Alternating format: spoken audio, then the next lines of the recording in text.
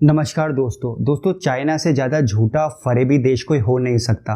भारत और China border tension के बाद में हमने अपने 20 बहादुर जवानों को खो दिया, जिसके बाद से बाइकॉट चाइना का सेंटिमेंट ट्रेंड करने लगा। झूठ बोलने की वजह से पहले से ही पूरे विश्व में बाइकॉट चाइना का ट्रेंड दिख रहा था, लेकिन इस घटना के बाद से भारत में ये ट्रेंड और भी स्ट्रांग हो गया। लोग घरों की टीवी तोड़ने लगे, चाइनीज़ प्रोडक्ट तोड़ने लगे और ये सब कुछ करने लगे। लेकिन दोस्तों, ये सब करने से आप अपना ही नुकसान कर रहे हैं। चाइना का इससे कुछ भी बिगड़ने वाला नहीं है। दोस्तों, चाइना की जो सरकार है वो किसी भी देश पे अपना इन्फ्लुएंस जमाने के लिए 3 स्ट्रेटेजीज यूज करती है: जियोग्राफिकली, पॉलिटिकली और इकोनॉमिकली। चाइना के प्रभाव को कैसे कम किया जा सके, कैसे हम उसकी डिपेंडेंसी को कम कर सकते हैं और कैसे एंटी चाइना सेंटिमेंट को हम भारत के लिए, भारत के पक्ष में ला सकते हैं, इसका फ़ायदा उठाकर इस पूरे वीडियो में हम इसी के ऊपर चर्चा करेंगे। और हम ये भी देखेंगे कि किस तरीके से प्रैक्टिकली अप्रोच अपनाकर हम चाइनीज़ प्रोडक्ट का बाइकआउट कर सकते हैं और कैसे सरकार को इस बारे में बड़े फैसले लेने की आवश्यकता है, जैसे अमेरिका की सरकार ने 2018 में ट्रेड वार करके लिया था। दोस्तों, आप सोच रहे होंगे कि बाहर के देशों की अर्थव्यवस्था पे क्यों चीन का इतना ज़्यादा प्रभाव है। उसके कुछ रीज़न है। चीन किन घटिया टैक्टिक्स का यूज़ करता है, उसमें पहला है अनफेयर ट्रेड प्रैक्टिस। दोस्तों, चाइना किसी भी देश में बहुत अधिक मात्रा में एक्सपोर्ट करता है, लेकिन जब इंपोर्ट की बारी आती है तो चाइना बहुत कम करता है। भारत और चाइना का ही अगर एग्जाम्पल लिया जाए तो 2019 में भारत ने जो चाइना को एक्सपोर्ट किया है वो केवल 16 बिलियन डॉलर का किया है, जबकि चाइना की तरफ से जो भारत को एक्सपोर्ट किया गया है वो 60 बिलियन डॉलर का किया गया। इस ट्रेड डेफिसिट को देख के आप समझ सकते हैं कि ट्रेड का जो इम्बैलेंस है वो कितना ज़्यादा है और हम भारतीय चाइना पे कितना ज़्यादा निर्भर हैं। दोस्तों, चाइना किसी भी कंपनी को अपने देश में उतना सक्सेसफुल नहीं होने देता।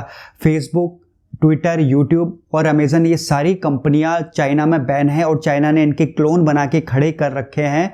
और चाइना कोई भी बाहर से आई हुई टेक्नोलॉजी का क्लोन बना लेता है और वहाँ की सरकार इसको सपोर्ट करती है।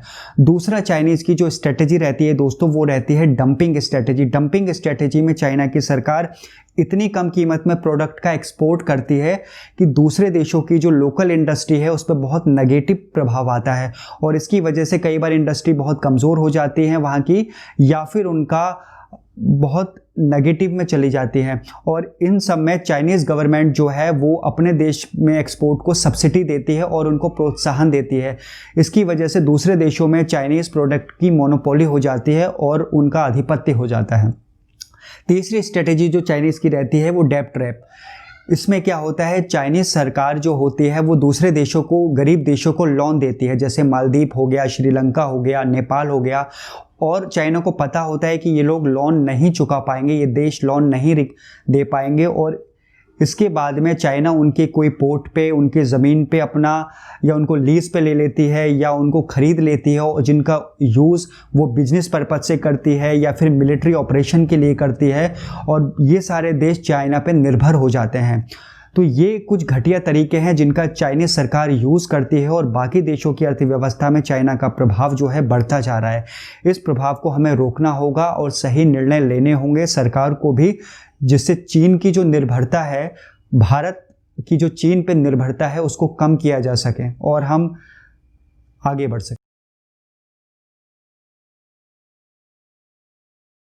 दोस्तों, बहुत सारे देश इन कोशिशों में हैं कि कैसे वो चाइना के ऊपर से अपनी डिपेंडेंसी को कम कर सकते हैं। जैसे कि ऑस्ट्रेलिया में बहुत कोशिशें हो रही हैं कि चाइना के ऊपर से अपनी डिपेंडेंसी को कैसे कम किया जा सके। चाइना के इसी रवैये के चलते 2018 में डोनाल्ड ट्रंप ने ट्रेड वॉर का ऐलान किया था। ये ट्रेड वॉर क्या होता है दोस्तों? ट्रेड वॉर में कोई भी देश दूसरे देश से आने वाले सामान पे इंपोर्ट टैक्स बढ़ा देता है, जिससे दूसरे देश से आने वाला सामान महंगा हो जाता है और उसको नहीं खरीदते लोग या कम खरीदते हैं, जिससे दूसरे देश पे काफ़ी प्रभाव पड़ता है इसका। तो डोनाल्ड ट्रंप ने ट्रेड वॉर का ऐलान किया था, चाइनीज़ प्रोडक्ट पे इंपोर्ट टैक्स को बढ़ा दिया था। चाइना भी फिर चुप नहीं बैठा, उसने भी इंपोर्ट टैक्स को बढ़ा दिया। तो दोनों देशों में ये खींचतान हुई। उसके बाद में दोनों ही देशों की अर्थव्यवस्था को भले ही नुकसान हुआ हो 1% का, लेकिन उसके बाद में चाइना के ऊपर दबाव बना, चाइना झुका और चाइना ने इस बात का कमिटमेंट किया कि वो अनफेयर ट्रेड प्रैक्टिस नहीं करेगा। इंटेलेक्चुअल प्रॉपर्टी जैसे कि कॉपीराइट, पेटेंट वगैरह के बारे में वो नियम बनाएगा और उनका पालन करेगा। उसके बाद में ये ट्रेड वॉर ख़त्म हुआ था और चीज़ें आगे बढ़ी थी। लेकिन दोस्तों भारत के केस में ट्रेड वॉर पॉसिबल नहीं है। वो इसलिए पॉसिबल नहीं है क्योंकि भारत और चाइना के बीच का ट्रेड डेफिसिट जो है वो बहुत ज़्यादा है। यानी भारत चाइना को केवल 16 बिलियन डॉलर का सामान एक्सपोर्ट करता है, जबकि चाइना भारत को 70 बिलियन डॉलर का सामान एक्सपोर्ट करता है। तो भारत के केस में भारत की जो डिपेंडेंसी है वो बहुत ज़्यादा है चाइना के ऊपर, तो इसमें नुकसान सिर्फ भारत का ही है। तो हमें नए तरीके से सोचना होगा कि कैसे हम कुछ ऐसी स्ट्रेटजी बनाएं, हमारे देश की सरकार कुछ ऐसी पॉलिसी या स्ट्रेटजी बनाए जिससे हम चाइना को नुकसान पहुंचा सकें, उसकी इकोनॉमी को कम कर सकें और अपने ऊपर जो डिपेंडेंसी है चाइना की उसको कम किया जा सके। तो दोस्तों कैसे हम इंडिविजुअली इन चीज़ों को कर सकते हैं, कैसे गवर्नमेंट अपने लेवल पे इन चीज़ों को कर सकती है, इसके बारे में हम आगे बात करेंगे।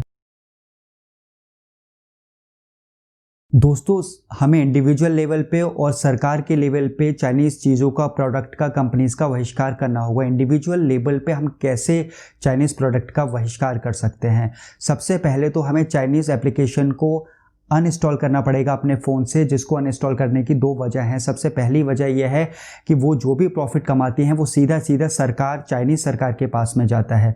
दूसरा ये कि चाइनीज़ जो एप्लीकेशन सॉफ्टवेयर होते हैं उनके पास में हमारा बहुत सारा डाटा होता है, जैसे टिकटॉक है और बाकी की जो एप्लीकेशन है। तो ये सारा डाटा चाइनीज़ सरकार अगर कभी चाइनीज़ कंपनियों से मांगेगी तो चाइनीज़ कंपनियां चाइनीज़ सरकार की गुलाम होती हैं, उन्हें वो सारा डाटा देना पड़ेगा। तो हमारी प्राइवेसी, हमारी सिक्योरिटी को भी इससे थ्रेट है। तो सबसे पहले वो एप्लीकेशन को अनइंस्टॉल कीजिए जो चाइनीज़ है और उनके अल्टरनेटिव को इंस्टॉल कीजिए, और सरकार को भी इस बात का बढ़ावा देना चाहिए। दूसरी जो बात है दोस्तों, चाइनीज़ फ़ोन को हमें यूज़ करना बंद करना चाहिए। भले ही चाइनीज़ फ़ोन सस्ते हैं लेकिन वो हमारी सिक्योरिटी के लिए भी थ्रेट हैं और उनका भी जो प्रॉफिट है वो सारा चाइनीज़ सरकार को जाता है। तो दोस्तों हमें नोकिया यूज़ करना चाहिए, सैमसंग यूज़ करना चाहिए, HTC, आसूस यूज़ करना चाहिए। चाइनीज़ फ़ोन्स का पूरी तरीके से बाइकआउट करना चाहिए।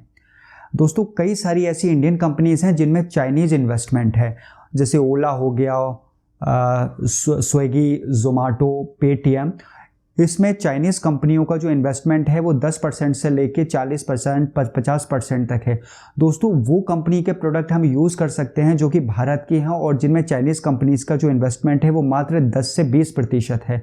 लेकिन कोई कंपनी जिसमें चाइनीज़ इन्वेस्टमेंट बहुत ज़्यादा है, 30 से 40, 50% है, इसका मतलब हुआ कि बहुत ज़्यादा जो वो प्रॉफिट अर्न कर रही हैं उसकी काफ़ी मात्रा चाइनीज़ सरकार को जा रही है। तो आप इस बारे में खुद फैसला ले सकते हैं कि ऐसी कंपनियों का आपको बहिष्कार करना है या नहीं करना है। अब बात करते हैं सरकार के लेवल पे कि सरकार के लेवल पे हम किस तरीके से चाइना का बाइकआउट कर सकते हैं। इसका एक सबसे अच्छा जो एग्जाम्पल है दोस्तों वो है फ्री ट्रेड एग्रीमेंट। इसमें क्या होता है दोस्तों, फ्री ट्रेड एग्रीमेंट में जो इम्पोर्ट टैक्स है उसको घटा दिया जाता है या कम कर दिया जाता है और ऐसे एनवायरनमेंट के ऊपर बात की जाती है जहां दो देशों के बीच में ट्रेड करना बहुत आसान हो। लेकिन हम इस मामले में बहुत ज़्यादा पीछे हैं। पीछे इसलिए हैं क्योंकि ऑस्ट्रेलिया के साथ में दोस्तों पिछले 8 सालों से हमारी बात चल रही है जो अभी तक ठंडे बस्ते में पड़ी हुई है। यूरोपियन यूनियन से भी हमारी 10 सालों से बात चल रही है जो अभी तक आगे नहीं बढ़ पाई है।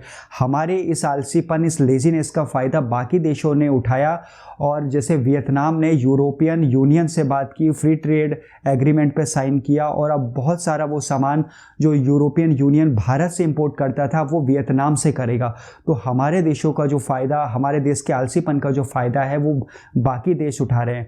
हमें बहुत सतर्कता और बहुत जल्दबाजी करनी चाहिए ताकि हम दूसरी कंट्रीज़ के साथ में फ्री ट्रेड एग्रीमेंट साइन कर सकें और बाकी देशों के साथ को ट्रेड आसान बना सकें और चाइना के ऊपर जो हमारी डिपेंडेंसी है वो कम कर सकें। दोस्तों जब चाइना के साथ सारे लोगों का, देशों का कन्फ्लिक्ट चल रहा था तो ऐसे में ये उम्मीद की जा रही थी कि बाकी देशों का ध्यान हटके चाइना से इंडिया की तरफ आएगा और जो इन्वेस्टमेंट है वो इंडिया में आएगा, लेकिन ऐसा नहीं हुआ। इसकी वजह है यहाँ पे इंफ्रास्ट्रक्चर ना होना, करप्शन होना और ईज़ ऑफ डूइंग बिजनेस का मुश्किल हो जाना। तो इसकी वजह से जो देश को इन्वेस्टमेंट भारत में करना चाहिए था वो वियतनाम चले गए, नीदरलैंड चले गए, साउथ कोरिया चले गए या बाकी के देशों में चले गए। तो इसका हमें बहुत ज़्यादा नुकसान हुआ, हमारे आलसीपन का फ़ायदा बाकी देशों ने उठाया। हमें इस बारे में सोचना चाहिए। और एक बात और दोस्तों, बहुत बात हो रही है कि मेड इन चाइना फूड का भी बहिष्कार करो। ऐसा बिल्कुल ना करें, क्योंकि मेड इन चाइना फूड वो सिर्फ नाम का होता है, वो यहीं बनता है, यहीं के कुक बनाते हैं, यहीं के होटल बनाते हैं, यहीं का सब कुछ होता है। तो इससे कुछ भी होने वाला नहीं है। ऐसी बेवकूफ़ी वाली बातें ना करें।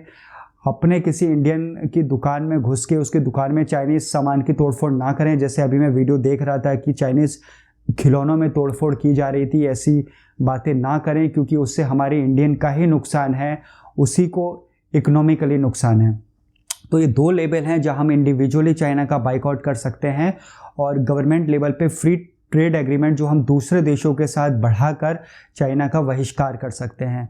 और बाकी सरकार जो फैसले लेगी वो फैसले ऐसे हों जिससे वाकई में चाइना को इस बार नुकसान हो, क्योंकि बाइकआउट चाइना का मूवमेंट केवल अभी से नहीं चल रहा है, कई सालों से चल रहा है।